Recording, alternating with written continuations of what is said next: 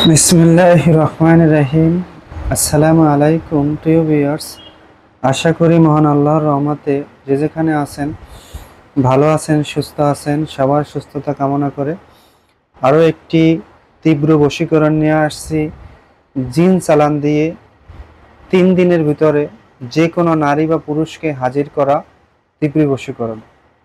তাই সবার কাছে অনুরোধ থাকবে, আজকের টপিকটি খুবই গুরুত্বপূর্ণ।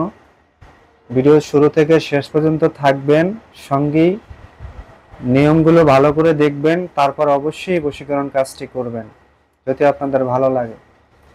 ভালো লাগলে চ্যানেলটি সাবস্ক্রাইব করবেন, লাইক কমেন্ট করবেন।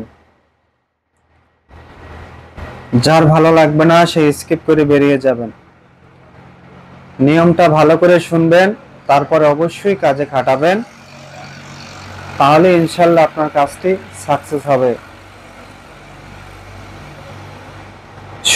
নিয়মটা ভালো করে শুনেন। যদি কোনো নারীকে আপনি ভালোবাসেন বা পুরুষকে তারে আপনার কাছে হাজির করতে চান, তাহলে এই নকশাটি বাজার থেকে ভোজপাত্র কিনে নিয়ে আসবেন।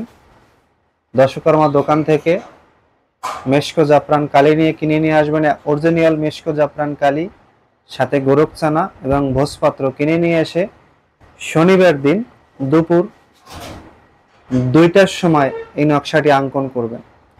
শনিবার দিন দুপুর 2টার সময় নকশাটি অঙ্কন করার পরে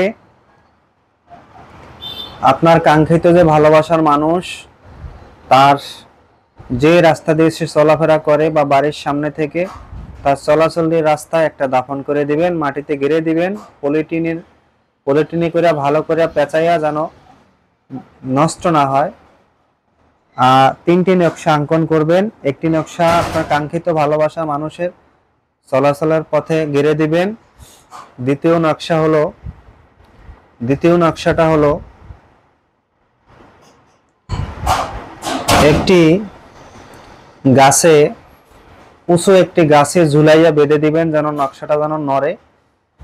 3 নম্বর নকশাটা হলো নদীতে যেখানে স্রোত আছে সেখানে ছেড়ে দিবেন। অবশ্যই নকশার নিচে মা বাবার নাম ভালো করে লিখে দিবেন, না হলে কিন্তু কোনো ফায়দা আসবে না।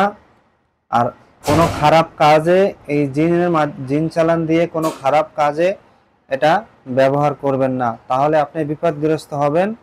তখন কিন্তু আমি আমার চ্যানেলকে কিন্তু আপনি দায় দিতে পারবেন না। শিক্ষণীয় ভিডিও, মানুষের হেল্প করার জন্য, শিক্ষা করার জন্য, এখানে মানুষকে ক্ষতিগ্রস্ত করার জন্য, মানুষকে হয়রানি করার জন্য কিন্তু আমি আসি নাই, আপনাদের উপকার করার জন্য আসছি। যারা ভালোবাসায় কষ্ট পেয়েছেন অথবা আপনার বোনকে শ্বশুরবাড়ি কষ্ট নিতেছে না, আপনার বিবি চলে গেছে আসতেছে না, এভাবে ভালোবাসার সর্বকথার এক কথা হলো আপনি শরীয়ত মোতাবেক দেশের আইন মেনে তারপর কাজটি করতে হবে। কোনো খারাপ কাজে এটা করা যাবে না। নিয়মটা আমি আবার বলছি, শনিবার দিন একদিন আগের থেকে প্রিপারেশন নিয়ে রাখবেন। শনিবার দিন মেশকো জাফরান কালি সাথে গোরখ চানা মিশিয়ে ভোজপাত্রে এই নকশাটা অঙ্কন করবেন। অঙ্কন করার পরে অঙ্কন করবেন ঠিক শনিবার দিন বেলা 2টার সময়। অঙ্কন করে নকশার নিচে মা বাবার নাম, আপনার নাম লিখে দিবেন। তারপরে আপনার কাঙ্ক্ষিত ব্যক্তির চলাচলের রাস্তায় একটি গেড়ে দিবেন।